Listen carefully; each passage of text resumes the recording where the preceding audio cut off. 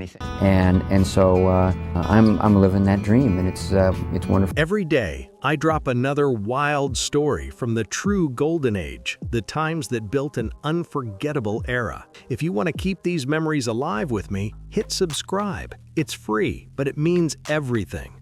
Thanks for being here. Now let's dive in. Ron Howard has always been the calm eye in a storm, the kind of filmmaker known for his class, patience, and the way he treats everyone right. But when someone asked him about the darker truths of the industry that raised him, his whole expression changed.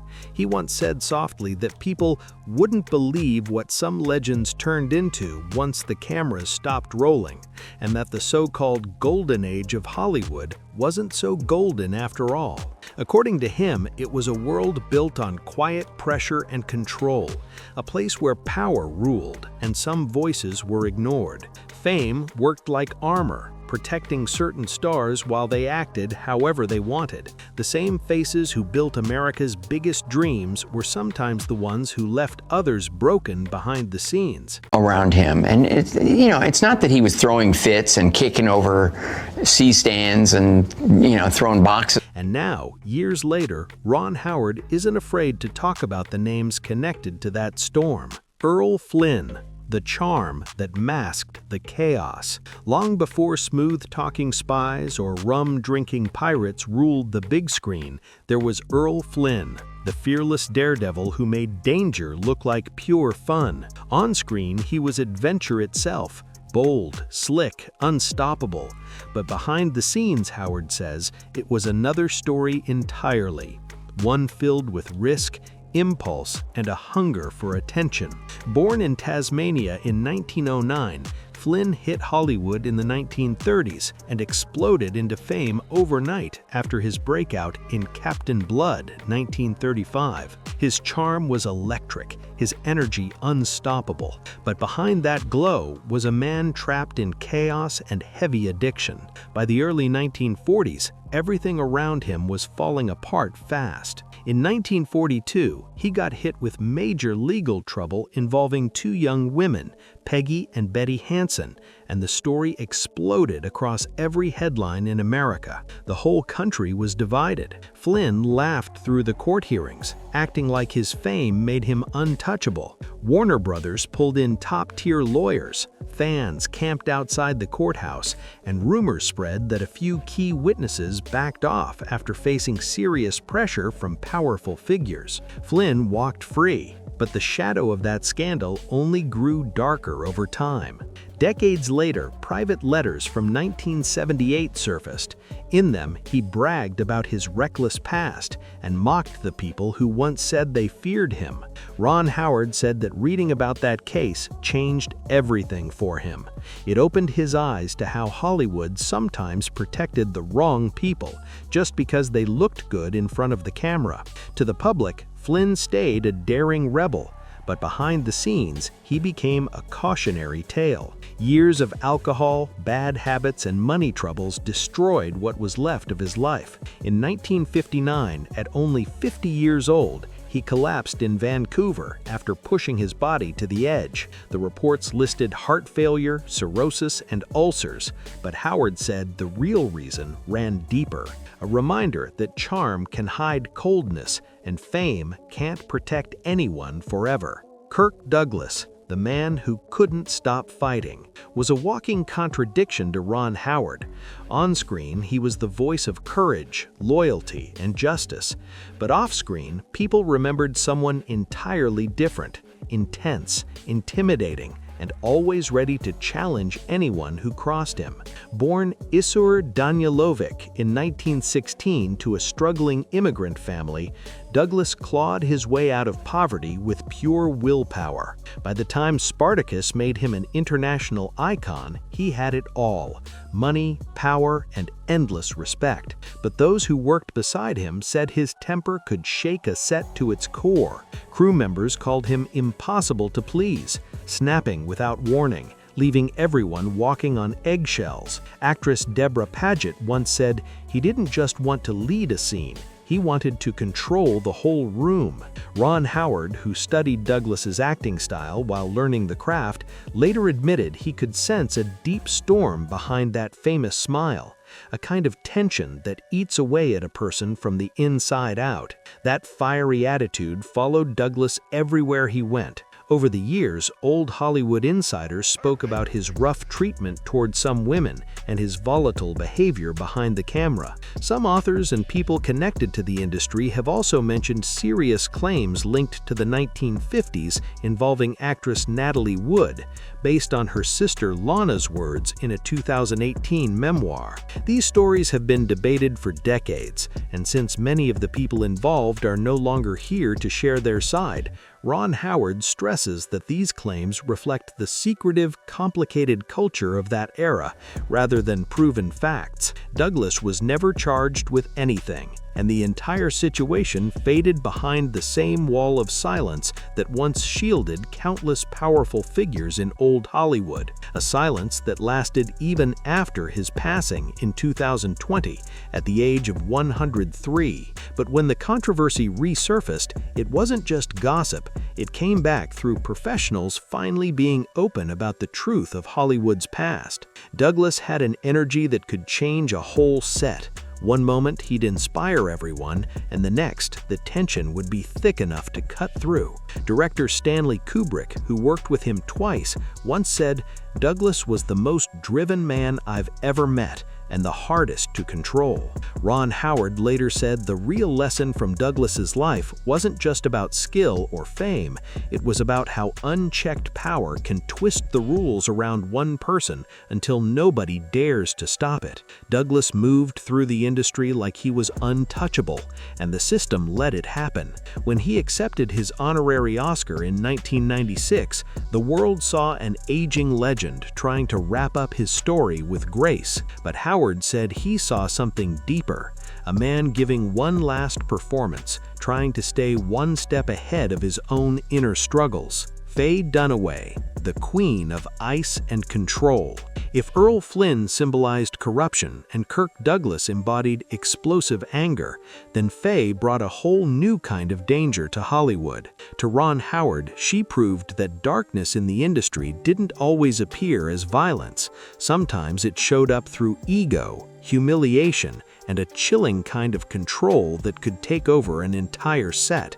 Born in 1941 in Bascom, Florida, Dunaway rose fast. Bonnie and Clyde, 1967, Chinatown, 1974.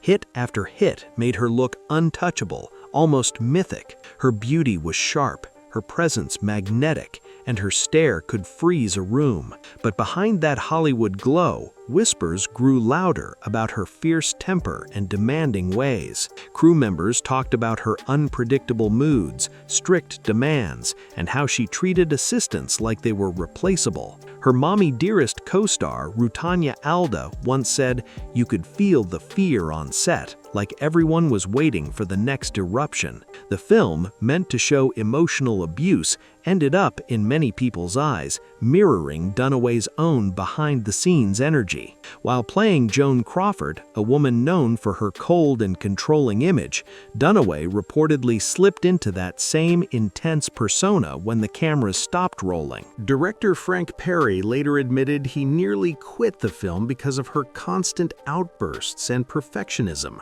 She was said to throw things, lash out over small details, and refuse to shoot unless the lighting made her look absolutely flawless. And the stories about Faye didn't stop with the Wicked Lady. On the set of Don Juan DeMarco, she was rumored to have clashed with a cameraman, and crew members said she once embarrassed her assistant so harshly that production had to pause for a whole day. Her former manager, Jay Bernstein, once said, "Faye doesn't just play divas, she becomes them." By the 2000s, all that chaos finally caught up with her. Hollywood stopped calling, and directors started steering clear, saying she was nearly impossible to manage. In 2011, after being removed from a Broadway play called Tea at 5, Dunaway pointed fingers at everyone but herself. When a reporter asked Ron Howard about her legacy, He chose his words carefully, but they hit hard. He said, "She chased perfection so fiercely, she forgot compassion. Her downfall wasn't quick, it stretched over years. The same woman who once ruled Hollywood red carpets ended up alone, avoided even at events celebrating her greatest films. To Howard, she represented a painful truth. What happens when raw talent grows without empathy?" He once put it perfectly. People talk about power in Hollywood, but power without grace turns into poison. And then came another giant, John Wayne, the tyrant of the West. Few stars stood taller in American culture than him. To millions, he was the very image of the nation's strength, the cowboy, the soldier, the man who never backed down. But to a young Ron Howard, who grew up watching those old black and white films, the truth behind Wayne's unshakable image carried a much darker edge. Ron Howard once said that the day he learned who John Wayne really was, the hero image shattered instantly. "I stopped seeing the hero," he said. "I saw the bully who wore his country like a costume." That realization hit him hard.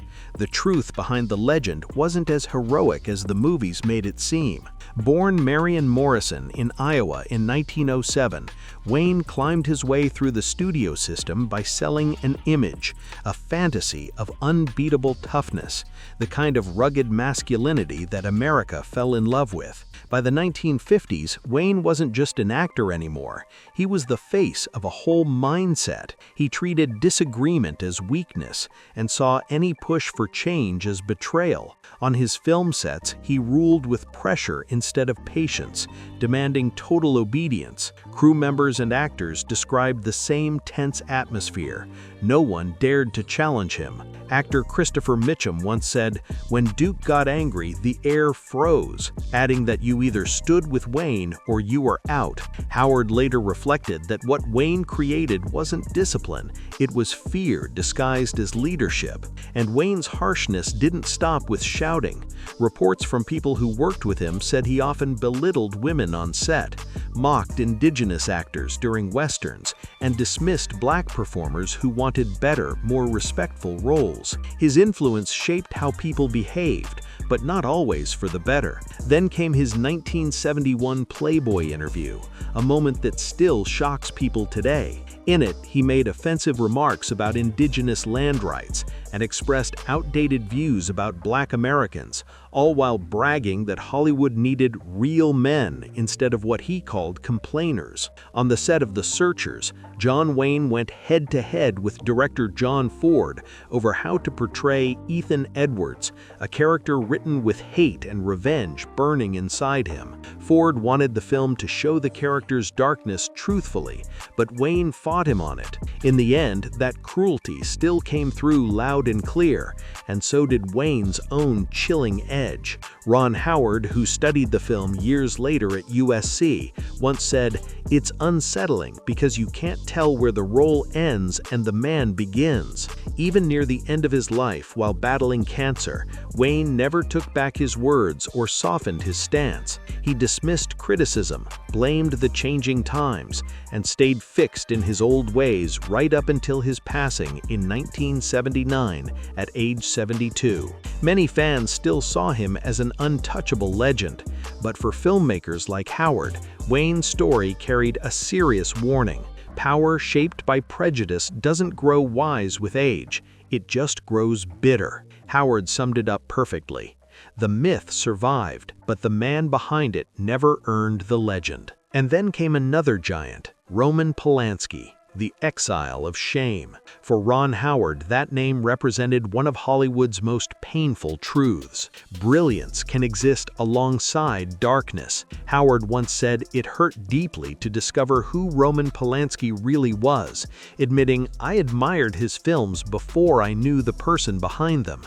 Then I realized talent doesn't excuse a thing. Sometimes it hides the truth." Polanski's rise seemed unstoppable at first. Born in Paris, Polish in 1933, he survived the horrors of World War II before Hollywood even knew his name. His early work, Knife in the Water and Rosemary's Baby, turned him into a critical sensation, praised for turning fear into art. But as Howard later said, the darkness in Roman Polanski's movies wasn't just clever storytelling. It mirrored a man hiding serious storms behind the camera. In 1977, everything came crashing down. Polanski was arrested after an incident involving a teenage girl during a photo shoot. The legal evidence was overwhelming, and he pled guilty to a charge involving unlawful conduct with a minor, a serious admission that shook the entire film world. Before sentencing could take place, Polanski fled the United States and escaped to France, refusing to ever come back. Hollywood instantly split in two. Some completely condemned him, while others shamefully defended him as a misunderstood artist. The divide ran deep and left scars that still haven't healed. For a young Ron Howard watching it all unfold, the reaction was devastating. "They talked about art while a child's life was changed forever," he said years later, describing how the industry tied itself in knots trying to protect its own instead of standing for what was right. Instead of facing justice, Polanski's self-imposed exile turned into one of Hollywood's darkest and most shameful chapters, proof of how the system often protected power instead of accountability. The case never disappeared. If anything, it only grew heavier with time. Every comeback attempt, every award brought the past roaring back into the spotlight. Even from abroad, Polanski continued to make films, and in 2003, he won an Oscar for The Pianist. The moment was surreal and deeply uncomfortable. When the crowd at the Dalby Theater stood to applaud, Howard said he couldn't move. He stayed frozen in his seat, thinking about that young girl, just 13, and how that applause must have sounded to her. Howard said he could never understand how the industry kept praising Roman Polanski so loudly, even after everything that happened.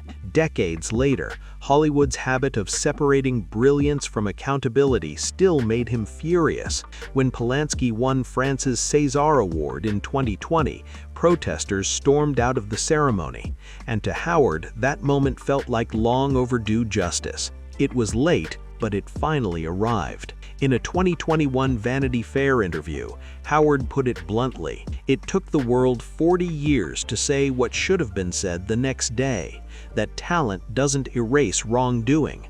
A person doesn't become less dangerous just because they can frame a perfect shot." Today, Polanski still lives freely in Europe, protected by international legal limits, but the controversy never left his side. For Howard, Polanski's story became the perfect example of everything toxic about old Hollywood, a system that protected the artist but ignored the people hurt along the way. "Hollywood forgives anything," Howard once said bitterly, "as long as the lighting looks good." And then came Mickey Rooney, the smile that lied. If Polanski revealed Hollywood's hypocrisy, Rooney exposed its biggest illusion, that charm could cover up everything else. For Ron Howard, who grew up watching Mickey Rooney's cheerful musicals on late-night TV, learning the truth about him felt like a gut punch. "He was the face of joy," Howard said once,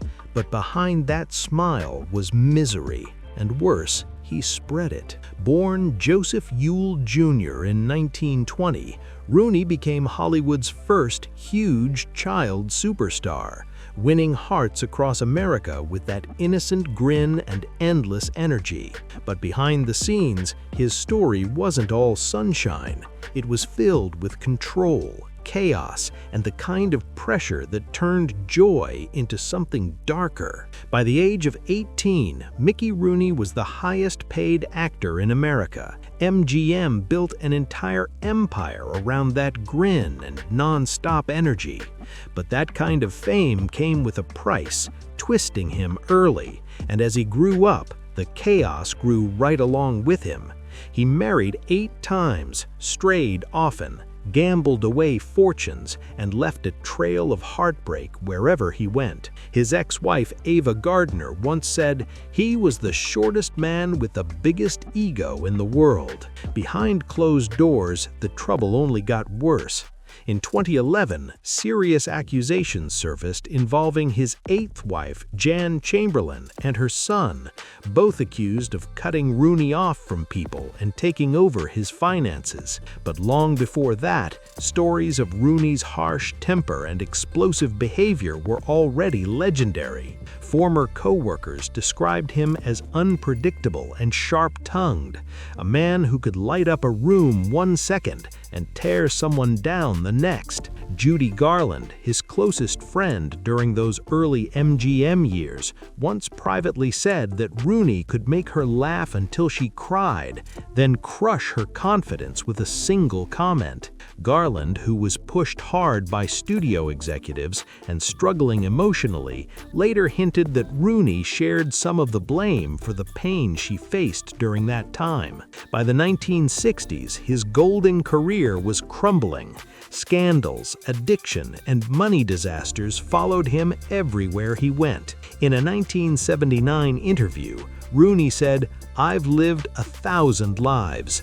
But as Ron Howard later reflected, he lived them all for himself. Even in his final years, that bitterness never seemed to fade. He blamed the studios, his ex-partners, his friends, and even fate itself for how everything fell apart. When Mickey Rooney passed in 2014 at the age of 93, he left behind less than $20,000. And for a time, his body went unclaimed until friends stepped in to raise money for a modest burial in Los Angeles. For Ron Howard, Mickey Rooney's story was the final piece in a much bigger pattern, proof that many of Hollywood's brightest smiles were hiding the heaviest secrets. He made the world laugh while he was falling apart inside, Howard said, calling it the saddest kind of tragedy, when someone's pain becomes their performance and nobody notices until it's too late. To Howard, these stories weren't about revenge or gossip. They were warnings carved into Hollywood's history. The so-called Golden Age wasn't golden at all. It was built on silence, pressure, and lives buried under the weight of fame. And as Howard once put it, the scariest monsters aren't the ones in horror movies. They're the ones the spotlight protects. His words still hit hard today, especially in an industry that loves its legends but often forgets the people behind them. So what do you think? Was old Hollywood truly glamorous or just good at pretending? Drop your thoughts in the comments. Hit that like button if this story hit deep, and make sure to subscribe so you don't miss the next dive into the secrets behind the silver screen.